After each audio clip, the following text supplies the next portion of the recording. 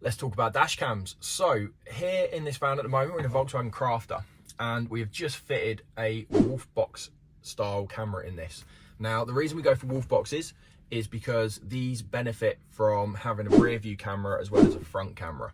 So at the moment, it's a digital image, obviously. So this is showing the rear of the vehicle. So we have actually ran cable all the way through to the back, gone into the back door, fitted up that rear camera there. And what this does is this gives you a live image whilst you're driving of the rear of your van.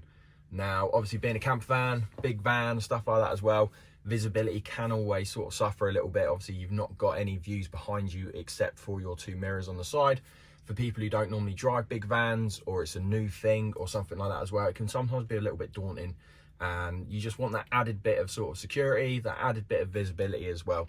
So the WOLFBOXes absolutely benefit that, because you're able to see out the back like you would do if you had a rear view camera, or a rear view mirror, sorry, should I say. But this is just replaced with that camera. So as well as being able to record from the back, it also doubles up as a reversing camera. So when you click it into reverse, as you can see here, you've got two different style screens, so you can zoom right in and zoom out. And it just, again, gives that little bit of added visibility when you're backing up and reversing a big vehicle or a camper van or anything like that as well. Even if you've got a tow bar hooking up to your trailer, makes it a little bit easier. Knocking it out of reverse. The added bonus of the WOLFBOX as well is you can slide across. So you can see out of the front, both sort of back as well. So you've got lots of different screens you can play around with, lots of different modes. You can have your miles per hour on there. You can have a fatigue setting if you go for the bigger models and stuff like that as well. But ultimately it is a 4K recording dash cam. So just like if you need a dash cam for insurance purposes, or you get cut up on that roundabout, or you just find that annoying driver that you just want his registration of, obviously this is dash cam as well. So still records, you can still access everything. Helps with insurances for crashes, stuff like that as well.